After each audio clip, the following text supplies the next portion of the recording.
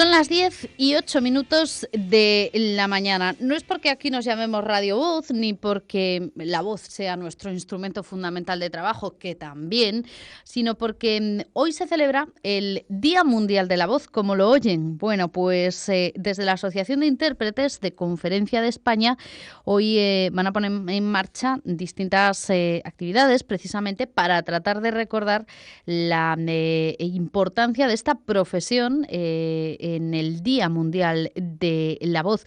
Con nosotros está hoy Ana Villa, que es intérprete de idiomas, miembro de la Asociación de Intérpretes de Conferencia de España, la AIC. Así que la vamos a saludar ya. Ana, ¿qué tal? Muy buenos días. Muy buenos días. Bueno, una cuestión fundamental es qué es lo que se celebra hoy. Día Mundial de la Voz, y los intérpretes que fundamentalmente lo que reclamáis es mostrar y que se visualice la importancia que tiene la labor de un intérprete en un día como hoy, ¿no? Efectivamente, sí. A menudo es uno de los aspectos más importantes de los congresos, sobre todo internacionales y cursos de formación y demás, y a menudo la gente no es consciente de la importancia que tiene la selección de profesionales para no estropear un congreso a lo mejor que ha reunido a 2.000 o 3.000 personas por no haber seleccionado adecuadamente a los intérpretes. ¿Es difícil encontrar intérpretes en nuestro país? Bueno, hay una serie de intérpretes muy buenos, muy profesionales. Muchos de ellos están reunidos en nuestra asociación. Algunos poquito a poquito se irán incorporando y los hay buenos. También hay algunos, obviamente, que están todavía empezando a rodar y que llegarán a ser buenos.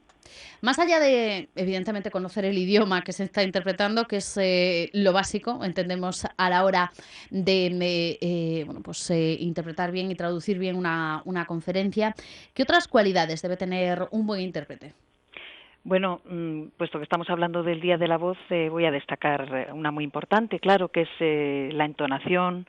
La voz, el tener una voz bonita y agradable, por supuesto, es importante, pero sobre todo también es el saber actuar un poquito, el saber interpretar en el sentido más teatral de la palabra. Es decir, si el orador está intentando dar entusiasmo, imaginemos que está ante un grupo de comerciales, es una reunión de ventas y está intentando comunicar entusiasmo y el intérprete está traduciendo como si estuviese leyendo un discurso aburrido, pues no va a comunicar el entusiasmo, va a estropear totalmente la versión, digamos, que quiere comunicar el orador. Por el contrario, si lo que estás traduciendo es algo duro y triste, como nos ha tocado desgraciadamente traducir en el pasado, no sé, un congreso sobre niños en la guerra o algo así, y lo estás traduciendo pues con alegría y entusiasmo, pues tampoco comunicas lo que debes comunicar. Es decir, también ahí la voz juega un papel importante. Claro, pero hay ocasiones, Ana, que yo no sé si estarás conmigo, pero sí que es algo que ha ido cambiando, aunque hubo una época en la que la entonación tendía a ser como muy neutra y en realidad no es que fuese capaz de trasladar lo que quien estaba hablando estaba tratando de explicar. Y nos ocurre muchas veces cuando escuchamos en directo una conferencia, pues por ejemplo, desde el ámbito político, en clave internacional, que da la impresión, no sabemos si es por la rapidez del momento, que se mantiene como un tono muy neutro que a veces puede resultar, como tú decías, incluso aburrido. ¿Esto por qué ocurre? Bueno, yo creo que generalizar siempre es difícil, ¿no? Es Claro. decir, no todos los intérpretes comunican con ese tono neutro que estás comentando.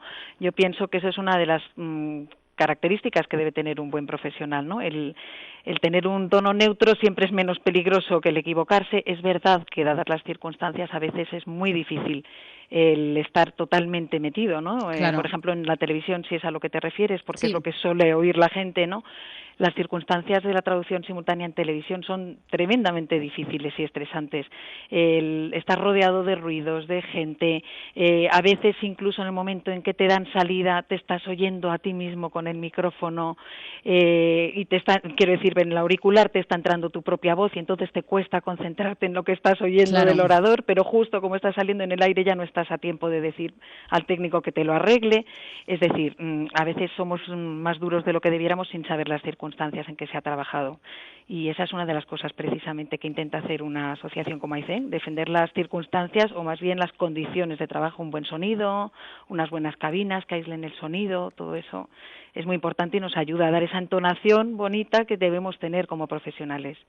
Bueno, tenemos que hablar, a mí la verdad es que esta parte de la historia de la asociación me encanta, porque me parece una manera de recordar cómo se inició y cómo se dio a conocer la interpretación en general, pero también la asociación aquí en nuestro país. Seguro que nuestros oyentes pues recuerdan uno de los programas que fue uno de los de las leyendas de la televisión en este país. Hablamos de La Clave, que se emitió entre Efectivamente. el 76 y el 85 y que fue en realidad una especie de trampolín social para todos los intérpretes. ¿Por qué?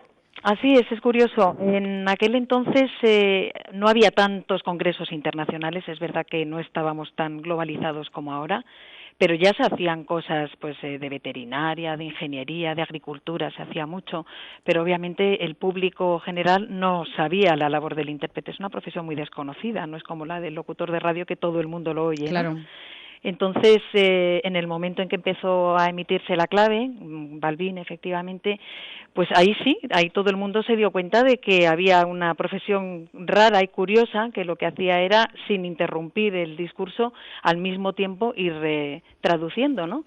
Y bueno, empezamos incluso a darnos a conocer los intérpretes de nuestra asociación como las voces de La Clave, ¿no? Sí. Algunos compañeros que traducían en aquel entonces, bueno, yo era bastante joven, yo todavía en aquel entonces no interpreté, pero les conocían en la compra o en la frutería. Oiga, usted es una de las voces de La Clave, ¿no? Y curiosamente incluso se debió quedar marcado tanto en el cerebro que yo que no traduje nunca en La Clave, pero cuando empecé había una segunda emisión de La Clave que ya fue a unas horas bastante más avanzadas y no veía tanta gente, pero todavía en algún congreso en la pausa café me decían, usted es una de las voces de La Clave, y me hace gracia porque yo nunca salí en La Nunca Clave, salió en La Clave. pero bueno, debíamos tener un toniquete un tanto peculiar, ¿no? Yo creo que no era precisamente un toniquete aburrido como ese que has descrito tú, pero bueno, no sé.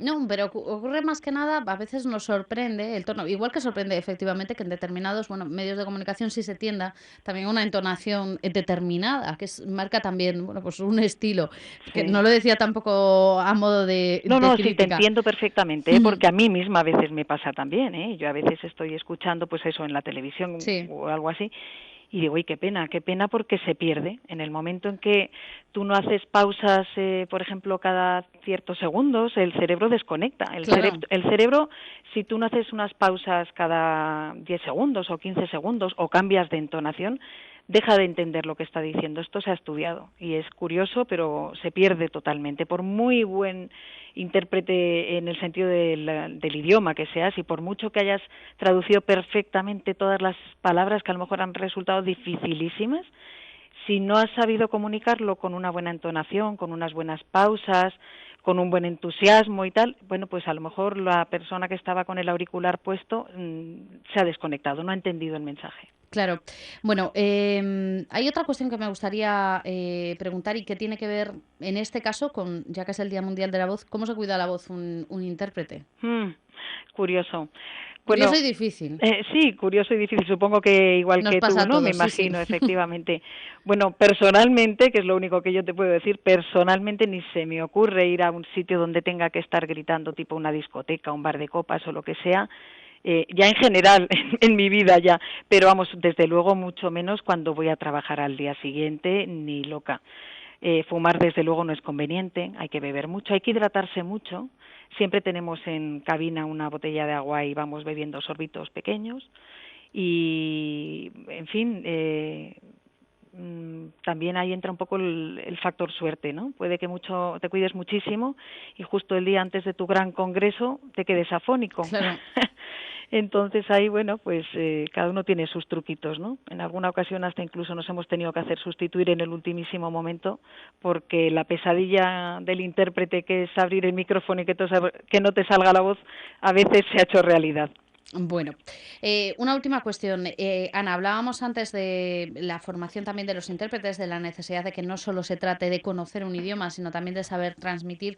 Me gustaría saber en este momento, y tal y como lo veis desde la asociación, cómo está la formación de intérpretes en nuestro país, porque se critica y mucho la situación de falta de formación en idiomas, pero aquí no estamos hablando solo de eso, sino de una titulación que existe como tal, como traducción e interpretación. ¿Cuál es el nivel que hay ahora mismo? ¿Debería mejorar? Efectivamente. Bien, existe cada vez más universidades que dan el grado, por así, vamos, es el grado, el título de grado, efectivamente, hasta ahora era licenciatura de traducción e interpretación.